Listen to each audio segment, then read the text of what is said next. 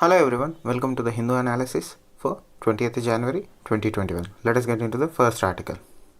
SC panel lays out roadmap on farmers issue. So yesterday we discussed about the SC constituted panel. They said that they are going to start their consultation process from January 21. They had their first meeting yesterday and they came out with a concrete blueprint on how they are going to proceed from now on. So, the Supreme Court appointed Committee on Farmers Issue has decided to meet the state governments and the state agricultural market boards, along with farm unions and cooperatives, to seek their views on farm reform laws.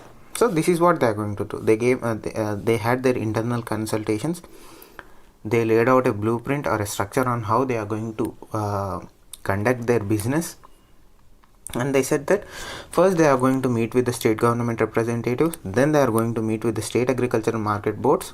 And these market boards, are mandis as we call them, are the key contentious issue in the farm laws, because till now the entire farm structure or the sale structure of agricultural produce was in the hands of these mandis. These three laws takes away those powers, and since there has been a pushback from this particular sector of agriculture. Now they also said that along with these people, along with these stakeholders, we are going to meet with the farm unions, cooperatives. See, there are certain cooperatives where farmers from one region has grouped together and formed a cooperative for their well-being. So now the SC appointed committee also said that yes, we are also going to consult with cooperatives because they are also valuable part of the agricultural sector or agricultural community. So the panel has come out and said that we had laid down a 2-month roadmap for consultations. So it is going to be a step-by-step process where each and every opinion is considered. So they also came out and said that because of coronavirus and various travel restrictions imposed all around India, they said that they are going to set up a portal to accept online feedback also. See, for any law to be considered or taken up for debate in Parliament, before it is framed, the law is placed on online for consultations and feedback. The drawback with the farm laws was this process was not duly followed in the case of the 3 farm laws.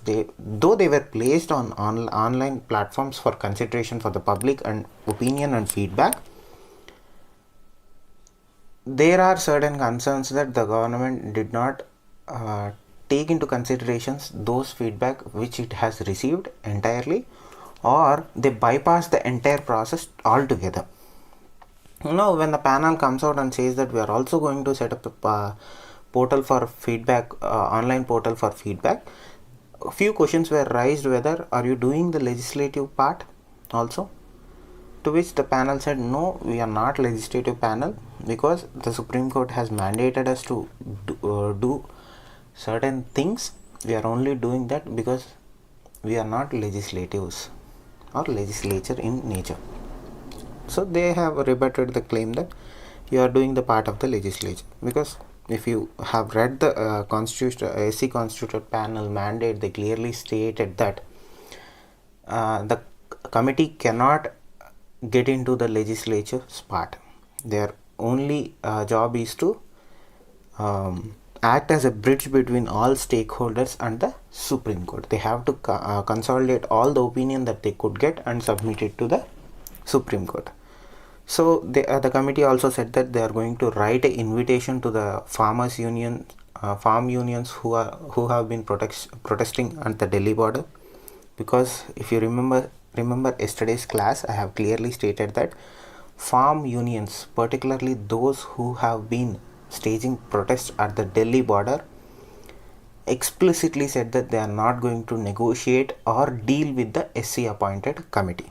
Now that has been already stated clearly. So now it's on part of the SC committee to approach all stakeholders, right?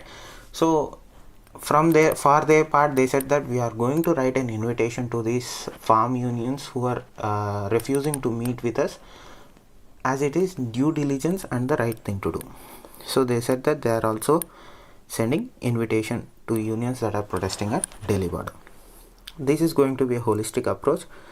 The 2-month roadmap that they have laid out might take a little bit more time because they have to consider opinions of all stakeholders, and there are certain logistical issues imposed by the coronavirus on the consultation process altogether itself.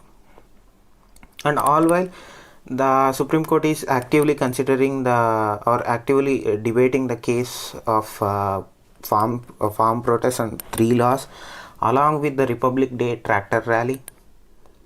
And all while this is going on, delegation from the Delhi police has also met with the farm unions who are adamant that they are going to take a tractor rally on Republic Day by suggesting that instead of bringing your tractors into Delhi, we suggest you keep your tractor rally on the peripheral roads of New Delhi.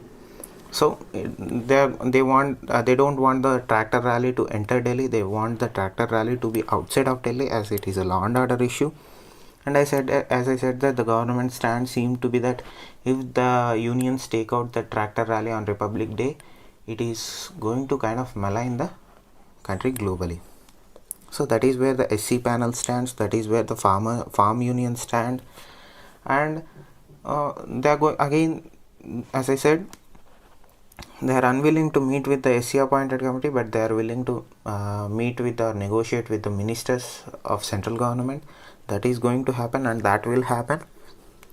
So it is right now has turned into a waiting game where each party in the negotiating table has taken their own stand and they are not willing to move or give in. So we have to wait and see what will unfold. Coming to the next article, Punjab, Tamil Nadu registered poor vaccination coverage. So the vaccine hesitancy problem seems to be increasing day by day. So latest data from the day 4 of nationwide vaccination drive for healthcare workers and frontline workers seem to suggest that vaccine hesitancy in particularly healthcare sector or healthcare workers or healthcare officials is still high, and it is directly impacting the percentage of people getting vaccinated. So yesterday was day 4 or day 5 of vaccination drive. Both Punjab, Tamil Nadu, Puducherry have all registered lower coverage of COVID-19 vaccination. And there was, as I said, we are also actively monitoring the adverse case events, or as the government calls it, adverse events following the immunization. As of yesterday, there was only a reporting of 0.18% of adverse events, where only out of, let us say, 100 people got vaccinated, or let us say out of which 2 or 3 people have shown side effects to the vaccination. So overall, the vaccination coverage of COVID-19 has been low and continues to dip further than the first day. So the government has come out and said that we are trying everything in our power to improve awareness over this vaccine and reduce the vaccination hesitancy. Along with it, the government also said that for Covishield vaccine recipients there is passive monitoring, because for Covishield, as I said earlier, there is no pushback or hesitancy from healthcare professionals or public in general. But in the case of Covaxin from Bharat Biotech, there is a lot of hesitancy. So in its part, the government is saying that for Covishield vaccine, we are passively monitoring the recipients, and we put the onus on the recipient to report any adverse event to us, because it is kind of Covishield is little bit safer, and the percentage of adverse events in the people who have received the Covishield vaccine is comparatively less than Covaxin. That is what the data seem to suggest in the past few days, where the vaccination has been ramped up in full scale. And in the case of Covaxin, there is active follow-up. A doctor dials you on a daily basis to ask whether you are feeling anything bad, or are you feeling sick, or are there any reactions to the vaccine. So the government also seemed to approach this in a very methodological manner, where they are trying to reinforce the Covaxin. And if you have been using your mobile phone for the past 2 days or last one day to make phone calls, instead of the general COVID awareness recorded message, right now the new message seems to indicate that it is the message is indicating that trust Indian vaccines. The data has been proven that it is safe. Don't be hesitant in receiving the Indian vaccine or Indian developed vaccines. So the government is also approaching this awareness campaign in a multi-pronged fashion. So the government also have seemed to agree with the fact that vaccine hesitancy is not new. We have had instances in the past where vaccines for measles and all these diseases, such diseases where vaccination or mass vaccination was required, there was a pushback and there was hesitancy. The government and stakeholders involved in those vaccinations drive have together overcame those hesitancy roadblocks. The government is also positive that we are also going to overcome this slump in vaccination. So as I said earlier, the government has also seemed to revamp its awareness campaign, where earlier our phone calls used to have a pre-recorded message about safety and following 6 feet distance. The new phone call recorded messages or safety campaign message seems to be directly addressing the Indian vaccine issue, where the recorded message is clearly saying that please trust Indian vaccines. There is nothing wrong with those vaccines. The efficacy and the data has been proved.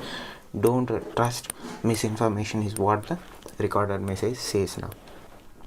So it is an ongoing process. We have to again wait and see how this is going to play out in regards with Covaxin. Coming to the next article, SC seeks status report on river quality. So the Supreme Court has a precursor to this case is the Yamuna Action Plan or River Yamuna Monitoring Committee. These two are important aspects where the government realized the pollution levels in River Yamuna, which is a tributary of Ganga. So over the past few years, there have been concrete actions. There have been certain actions taken by both the courts and the government to clean up River Yamuna. The first major project in that realm was Yamuna Action Plan, which was a partnership between the government of India and the government of Japan, where Japan was funding the cleanup project that has been going on since 1995, if I am not wrong. The next part of the it kind of morphed into the cleaning of Yamuna as Namami Ganga mission, where the government of India has taken up the project to clean River Ganga and the rivers that feed River Ganga. So Yamuna is also a tributary of River Ganga. So the Yamuna Action Plan has morphed into cleaning of Yamuna project or clean up Yamuna, where the funding is coming from Namami Ganga mission, and efforts are being made by state governments like Delhi government, Haryana government for checking the rise of level of pollution of River Yamuna. That is the second thing. When all this is going on, the National Green Tribunal on July 26th of 2018 formed a monitoring committee on the cleaning of Yamuna River. So this committee was formed in 2018 and was supposed to give a report on December 2018. But seeing the levels of pollution and seeing the continuous ongoing fight to clean up River Yamuna, the committee has morphed into a day-to-day basis committee, where they are monitoring every aspect of River Yamuna. So they have been given new powers. They have been upgraded with their powers, where they can go and inspect certain infrastructure projects or sewage plants, or they can conduct quality tests of water that is entering and leaving Yamuna at any time, at any place. Now all this has come into play because the Supreme Court on January 13th has taken a sumo motu cognizance of contamination of rivers by sewage effluents. So the Supreme Court took a sumo motu action against the contamination of rivers by sewage water. The Supreme Court is of the opinion that this contamination is happening because of lapses committed by the municipalities. So in order to get an overall picture of how devastating or how damaging this sewage water that is entering River Yamuna or rivers in general, the Supreme Court has asked a status report from the National Green Tribunal's appointed committee of cleaning of River Yamuna Monitoring Committee. Sorry. So they asked a status report from them because these people have been studying the pollution levels and the river and the factors that are contributing to the pollution of River Yamuna since 2018. So the court said, you have various you have a wide range of experience in this field. We request you to give a status report on what are the modalities or what are the reasons why we are unable to clean up rivers. So, and asked to give recommendations to improve the quality of water and the extent to which states have implemented their suggestions. See, this River Yamuna Monitoring Committee has been giving out various recommendations to both the governments of Delhi, Haryana and various surrounding municipalities as such. To be very honest with you, both Delhi and Haryana have been playing the blame up game, where Delhi is saying Haryana is the cause of pollution in Yamuna, and Haryana is accusing Delhi of being childish or something, where they are sharing the blame game, and comes along the center and says that Delhi is not doing its part and Haryana is also not doing its part. There is an ongoing case where the central government said that you have asked the Supreme Court to record its stand, where it is accusing both the Delhi government and the Haryana government of not doing enough, instead of central government giving funds to clean River Yamuna in this particular case. So the Supreme Court again said that give us recommendations as to how to improve water quality, and also apprise us, Supreme Court, of what are the actions or what are the suggestions that you have given to the states, and have they have followed up on your or agreed upon your suggestions that you have given to them. And as I said earlier, it is a still ongoing project, and as of today, neither River Yamuna nor Ganga are clean. So coming to the next editorial, India-Nepal relations in new transition. See, for the past few months, if you have been following the Nepal internal turmoil, you can agree that there has been an ongoing struggle of power between two factions of Nepal Communist Party. So, as always, the history has been that Nepal's internal political fundamentals continue to shape its foreign policy choices. So that has been proven time and again, because whenever National Communist Party is in power, they tend to move close towards China, and whenever the opposition parties or Congress parties or some other parties are in power, they tend to move closer to India. So it is not that the Nepal political structure and the foreign policy are different. They coalesce into one silo and they act as one. So the political fundamentals will always have an impact on Nepal's foreign policy. So recently, since the National Communist Party coalition came into power, China has been playing up its card.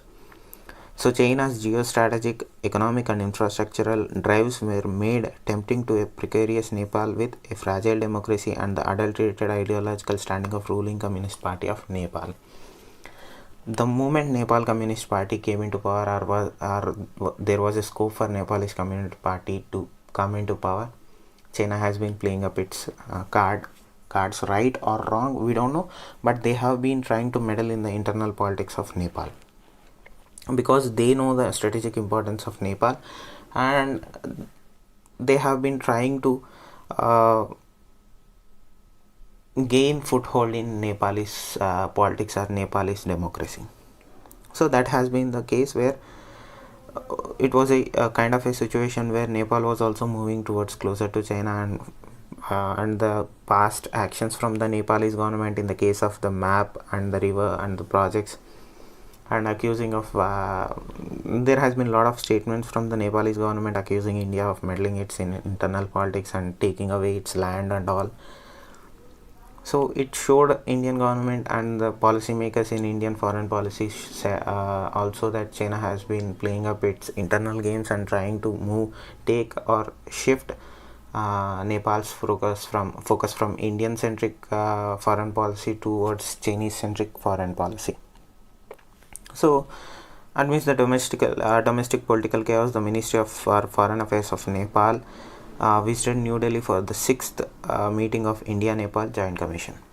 So, the India-Nepal Joint Commission is the most important committee or commission in relations with regard to India and Nepal.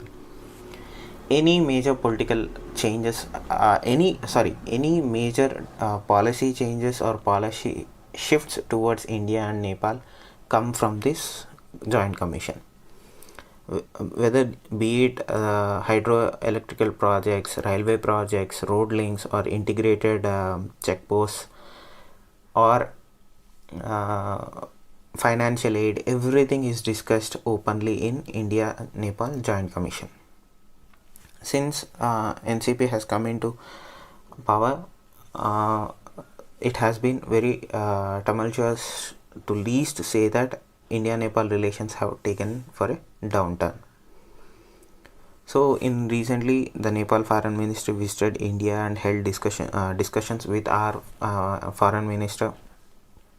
And in this meeting, a comprehensive overall idea was attained. Meaning, multiple points were discussed regarding railways, regarding integrated checkposts, regarding confidence building measures.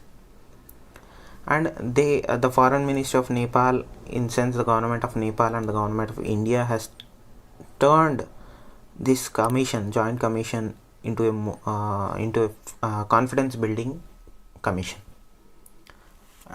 Since the relationship has been rocky and very uneven in the past few months or few years, this commission and the timing of this meeting has proved to be very strategic in nature, as earlier they used to discuss about projects. Now the discussion has turned into more of a confidence building measure. So the Joint Commission successfully laid emphasis on the need for facilitation of cross-border movement of people and goods, because that was one of the contentious issues between Nepal and India, where Nepal was accusing Indians of crossing border illegally, or there was some apprehensions over who is moving where and who is doing what in respective countries. So, in accordance with that, the recently inaugurated integrated checkposts at Birgunji and Biratnagar have helped in seamless movement of people and trade between the country. You have to remember, majority of sea freight to Nepal moves through India. Nepal has no ports. So any shipping freight or shipping containers that come to Nepal have to port in India and move to Nepal through road networks. So in the long run or in the big picture, these integrated checkposts not only facilitate cross-border movement of people freely, they also facilitate movement of cargo, shipping cargo especially. So it becomes very important that we ensure that neither the Nepal as country does not feel choked by actions of India, because one of the reasons is they are landlocked country. One of the first reasons that they moved or shift towards from Indian centric policy towards Chinese centric policy is because of this choking of roads to Nepal, or constraining the movement of goods into Nepal. So in this commission, we discussed new hydroelectric projects, we discussed new oil pipelines to secure the energy needs of Nepal. We also discussed new railway lines. We also discussed about upgrading new railway lines. So, as I said earlier, this entire joint commission has been a confidence building commission, and major emphasis was laid on integrated checkposts, because we need more such integrated checkposts to ease the movement of both people and goods from one country into the other. That is one way we can regain the trust of Nepalese citizens as whole. Because remember, though the government is willing, if the people are unwilling, you cannot sustain relationships on such factors. You have to gain the trust of the people and the population of a country to have a effective foreign policy. Recently, because of our past actions or actions of few people in the past, those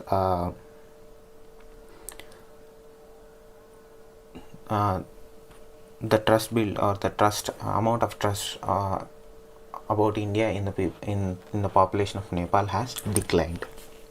So in this, Nepal expressed support for India's permanent membership of an expanded UN Security Council. So Nepal has also seemed to have understood that you cannot trust China for a long period of time. So in order to showcase its willingness to move towards India-centric policy, or to have a balanced foreign policy maintaining a equalitarian relationship between India and China, they came out and said that we support India's rightful place or place for an permanent membership on an expanded UN Security Council. So, and you have at this juncture in Nepal's democracy and Nepal's internal politics, you have to really look into how screwed up it is. I don't think screwed up is the right word, but it is actually very screwed up, because see, Nepal's democracy is achieved, it is not attained, in the sense that they themselves worked hard to write a constitution for themselves and transitioned from a monarchical style of governance to a democratic style of governance. So I have to remember there is a lot of corruption involved in Nepal's politics. There was a lot of corruption from the presidential office also, because there were certain graft cases against the current president of Nepal, where the current president of Nepal is accused of using her office for self-enrichment. And certain sections of Nepal society do not trust the National Congress Party coalition led by Mr. Oli and his counterparts. So recently there has been a resurgent or urgent need or recall for cultural monarchy back to substitute the presidential system and re-establishment of certain traditional ways to governance. So they want certain sections of society started asking for monarchy be restored in parallel with the presidential system that they adopted with their constitution. So they want things to go back to the old ways, because they don't trust the new system. And though they trusted in the initial phases, the current government establishment or the current political establishment of Nepal seems to have trampled over the trust placed by the people of Nepal.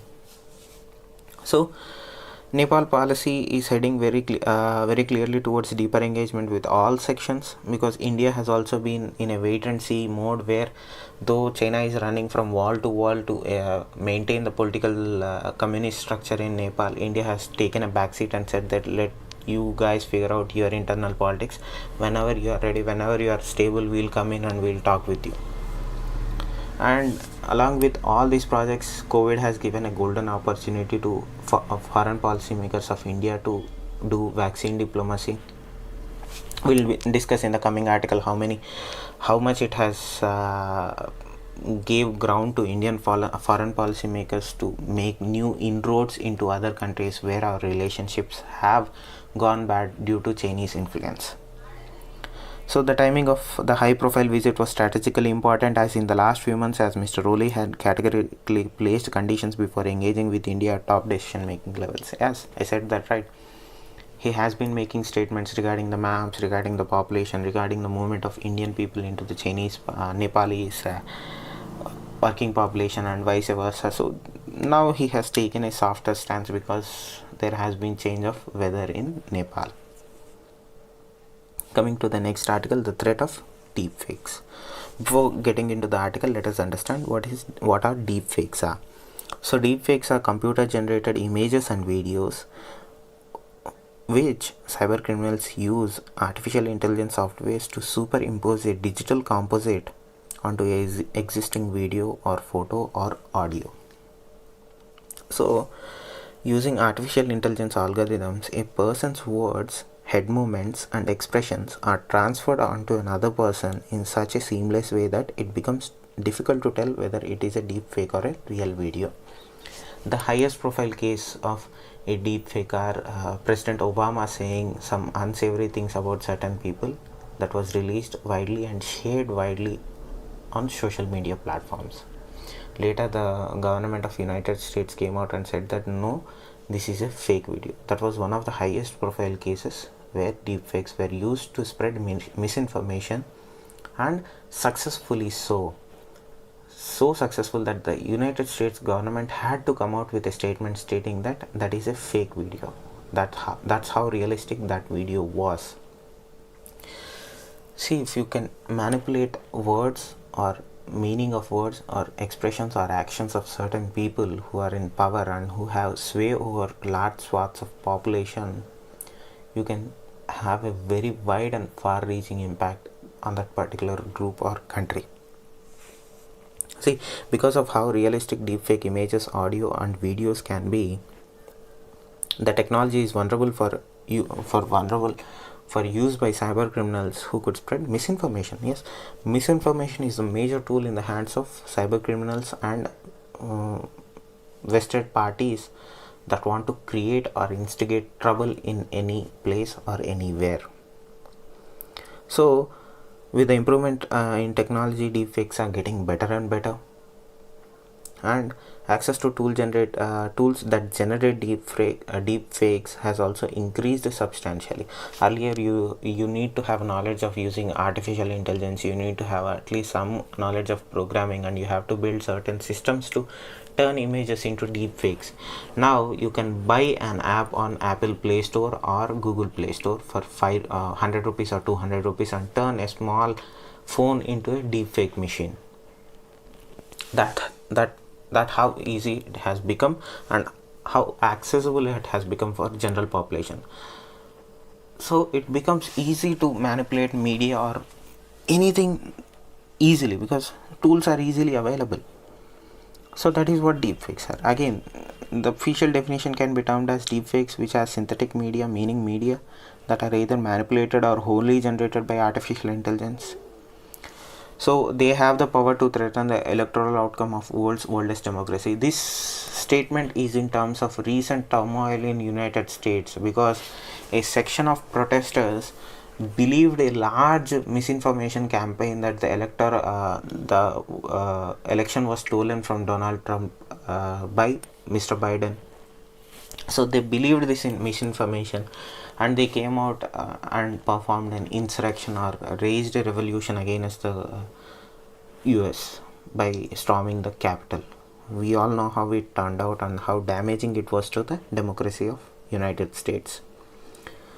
The cyber world has been facing the challenge of deepfakes for a while now. The first instance of deepfake was in 2017. The earliest can be traced back to earlier 2015s or 14s. But the popular one, or the case that put deepfakes into popular culture or public use was a case in 2017 where a Reddit user posted some explicit content on Reddit using deepfake technology. So the problem with deepfakes is they are so real and they are so perfect in sense that normal people cannot distinguish between a real video and a deepfake video. So detection of deepfake becomes a challenge in itself, and the only way that you can detect deepfakes can be through AI generated bots or AI generated tools. Deepfakes can target anyone, anywhere. They are used to tarnish reputations, create mistrust, question facts, and spread propaganda. Especially, we have seen this being used in multiple cases of COVID and US general elections and multiple other arenas. Coming to the Indian aspect of it, India also faces the same problem. So far, it has not enacted any specific legislation to deal with the deepfakes. Though there are some provisions in the IPC, Indian Penal Code, that criminalizes certain forms of online or social media content manipulation, but not in regards to deepfakes. The two specific acts or amendments that deal with are the Information Technology Act 2000 covers certain cybercrimes but not deepfakes, and on whole or on separate. And the second one is the Information Technology Intermediary Guidelines Amendment Rules 2018. This also talks about media manipulation on social media but not about deepfakes. And the Election Commission in 2018 also gave guidelines on how to use social media and how not to manipulate social media, because they recognize the problem with deepfakes and such other misinformation campaigns. So in accordance with that, reports shown that social media platforms like WhatsApp were being used as vehicles for misinformation and propaganda by major political parties during the election. So we are actively trying to overcome this misinformation campaign and deepfakes, but there are no legal provisions or legal safeguards to properly tackle this deepfakes. Way forward would be, existing laws are clearly inadequate to safeguard individuals and entities against deepfakes. Artificial intelligence based automated tools must be invented accordingly. It has to be capacity building activity where we come up with tools to counter the deepfake technology and make robust tools that can identify deepfakes. One of the suggestions might be that blockchains are robust against many security threats and can be used to digitally sign and affirm the validity of a video or document. Implementation of blockchain technology in sharing of video and documents online might be one way to secure or differentiate between a fake video and a real video. One of the approaches must be educating media users about the capability of artificial intelligence algorithms, and that could help in essence weed out low quality or basic deepfakes from circulation. In today's world, disinformation comes in varied forms, so no single technology can resolve the problem. It has to be a multi-pronged approach. No single solution or no single law can tackle misinformation deepfakes on one go.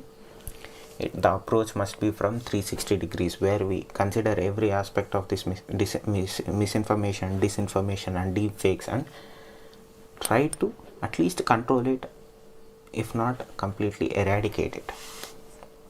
So that is the current state of misinformation, disinformation and deepfakes. Coming to the next article, India to fly out vaccines to neighbors. So Indian vaccine diplomacy in its prime. So India is expected to export the first batch of COVID-19 vaccines to its neighbors as early as Wednesday, that is today. Coming to the neighboring nations, first Afghanistan. Right now we haven't shipped out vaccines to Afghanistan. Discussions are underway and a shipment of will be notified shortly with the vaccine and the quantity of vaccine. Maldives is the first country to receive the grant of 1 lakh doses. They shipped yesterday. They are going to receive the 1 lakh doses today. This is a gift and a grant from the government of India to the government of Maldives as a goodwill effort.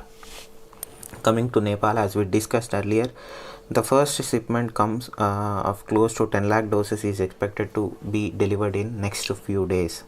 This is in consultation with the Nepalese government. The Nepal government has also announced that we have asked for 10 lakh doses and the Indian government has also agreed for 10 lakh doses. The date is not yet confirmed, but the dosage, the fact that we are sending dosages is confirmed. Coming to Bhutan, first shipment awaiting clearance. Bhutan is also being given 10 lakh doses, which will be sent in the near future within 4 or 5 days. Modalities are being worked out right now. So coming to Bangladesh and Sri Lanka has also expressed interest in Serum Institute's vaccine and Bharat Biotech's Covaxin because of how easy they are to transport and store. The Sri Lankan government has come out and said that we are just waiting for vaccines from the Indian government. we have already we have already prepared ourselves internally for receiving the vaccine. We are just waiting for the vaccines from the government of India. So we are expected to send vaccines in the next 2 or 3 days to Sri Lanka also. Bangladesh is the largest recipient of vaccines from India. They are going to get 20 lakh doses and they will arrive today in Bangladesh. So India will begin to ship out lakhs of doses of novel corona vaccine to neighboring countries beginning Wednesday, with the first batches expected to reach Bhutan and Maldives among several other countries by special planes as a grant or gift. These vaccines were not being paid. They were given for free of cost to these nations as a grant or gift. The release of shipments is part of government's Neighborhood First policy initiative and will make India the first country to reach COVID-19 vaccines in South Asia ahead of China. We'll discuss the China aspect in the later article. The region's preference for Indian vaccines include the Covishield from Serum Institute of India, developed with Oxford University AstraZeneca and Bharat Biotech Covaxin. Due to costs, as I said earlier, and easier storage requirements and geographical proximity, it takes less time to ship from India rather than expecting to come from China or other places.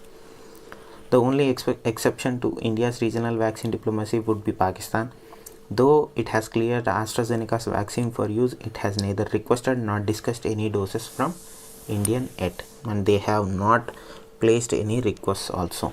Yesterday they cleared a China vaccine called Sinovac for emergency use, and they are expected to receive doses from China in the near future as well, but no word on India or Indian vaccines. Coming to the next article, budget session to have question hour. So if you remember, question hour was suspended by the government during the monsoon session, and there was a lot of pushback or criticism from the opposition that question hour is the only arena or only time during the parliamentary sessions where we can question where the opposition can question the government actions. So in monsoon sessions, the government cited COVID-19 as a reason and said that we are going to remove the question hour from the parliamentary proceedings. Now, in the budget session, the government has agreed that though it was suspended in the monsoon session as a COVID-19 precautionary measure, we are going to bring back the question hour in the budget session, which is good news in a sense that question hour is an integral part of our parliamentary proceedings or democracy proceedings. It will give the opposition to raise certain questions to government which are not being answered as of now. Coming to the next article, India asks WhatsApp to revoke changes in its privacy policy. So the story as far as now is that WhatsApp has brought in a new privacy policy where the policy clearly states that from henceforth, meaning from now on, the user data of WhatsApp can be accessed by its parent company Facebook. Since the policy upgrade has been announced publicly, there has been all hell broke loose in a sense, because Facebook owns WhatsApp. So till now WhatsApp was protecting our data in the sense that there was no sharing between Facebook and WhatsApp, in the sense that Facebook did not have access to WhatsApp user data.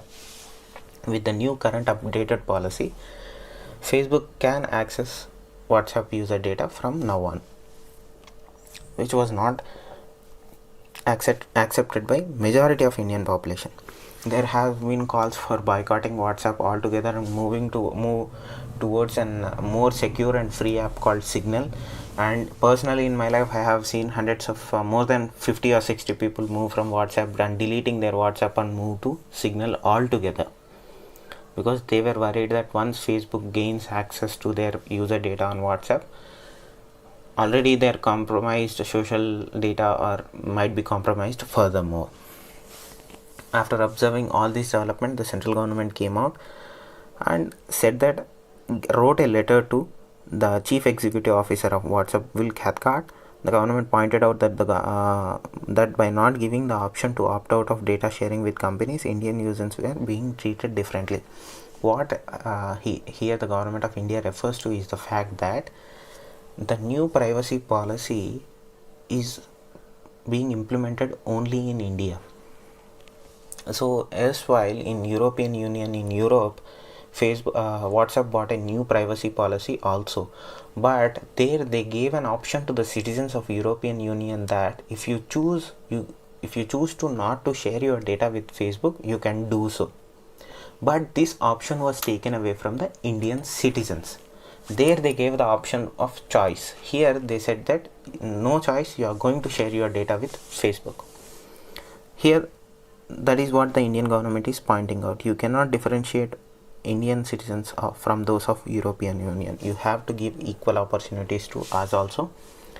And they have also reminded the WhatsApp that majority of users come from India, and you cannot disrespect that user base, and you have to respect our sentiments. So this is kind of a warning letter to the WhatsApp, stating that change your ways, otherwise we are going to change it for you, is what the essence of the letter is, if you had read the whole letter. So it is kind of a veiled warning to WhatsApp that please change your ways, otherwise, as I said earlier, we are going to change it for you, or we are going to do something about it.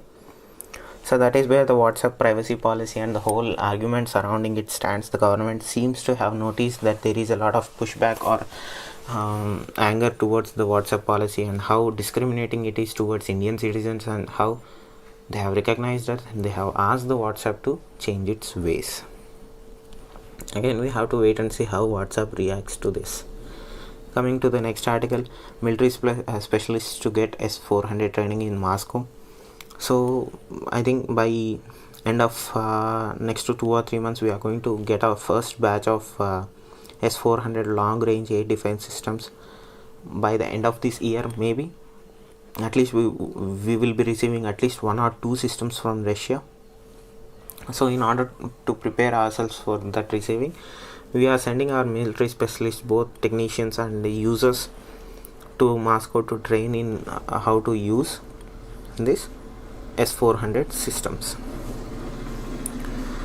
And you have to, when you are discussing about S-400, you have to consider the US concerns also, because recently in the farewell address early this month, outgoing ambassador Kenneth Jester declined to comment on whether the US could proceed with CAATSA sanctions against India or S-400 purchases. If you remember correctly, Turkey also bought S-400 units, and US imposed CAATSA sanctions on Turkey.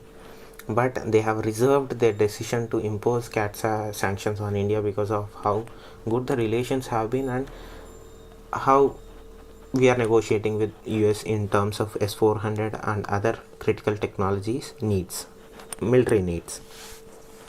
So the US is of worry that if you bring in S-400 technology into your Indian technology, it might compromise any future technology or transfer of technology sharing between India and US. That is the concern between US. So India is trying to actively allay the fears of US, all while maintaining a good relationship with Russia also.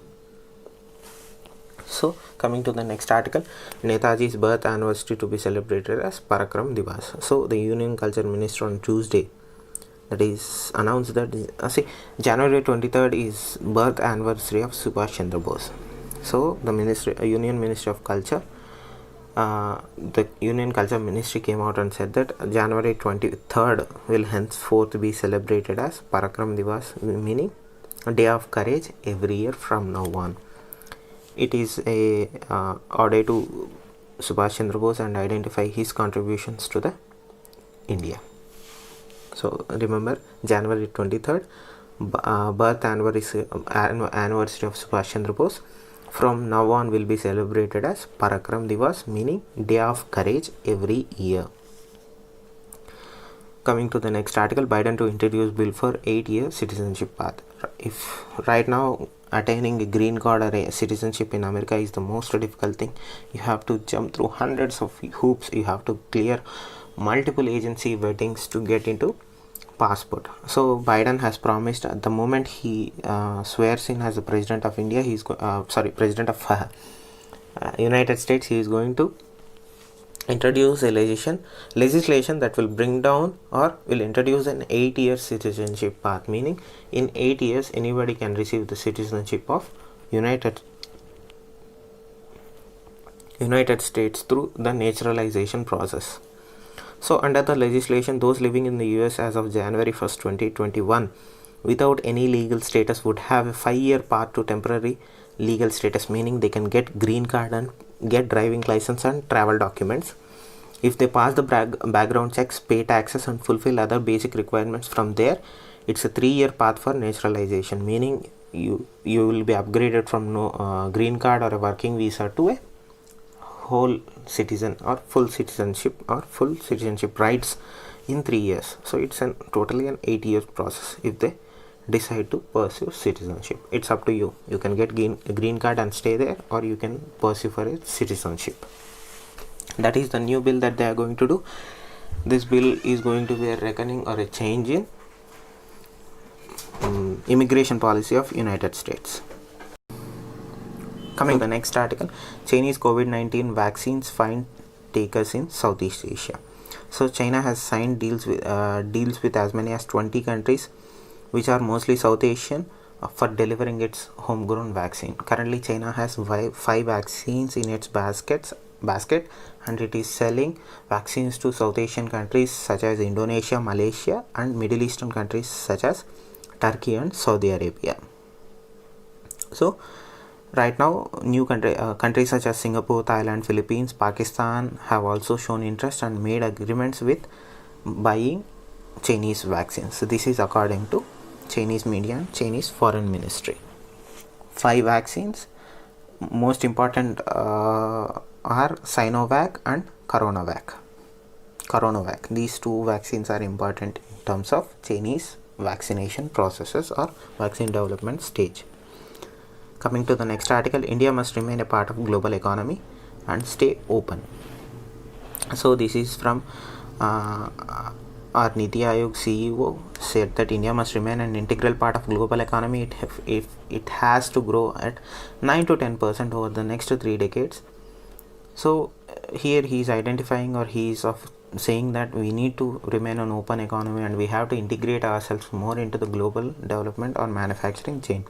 India needs to become a major global exporting nation. Without it, it will not be possible to become richer and create wealth for its people over the next 3 decades. For the next 3 decades, we have to integrate ourselves more into global supply chain by making very sweeping policy and procedural changes, how we grant permissions or approvals for companies. So government's Atmanirbhar Bharat initiative is not about protectionism, it is about making India part of global supply chain. So there is a lot of criticism from foreign countries that Atmanirbhar Bharat initiative is a protectionistic idea or a policy, to which we are saying no, it is not that.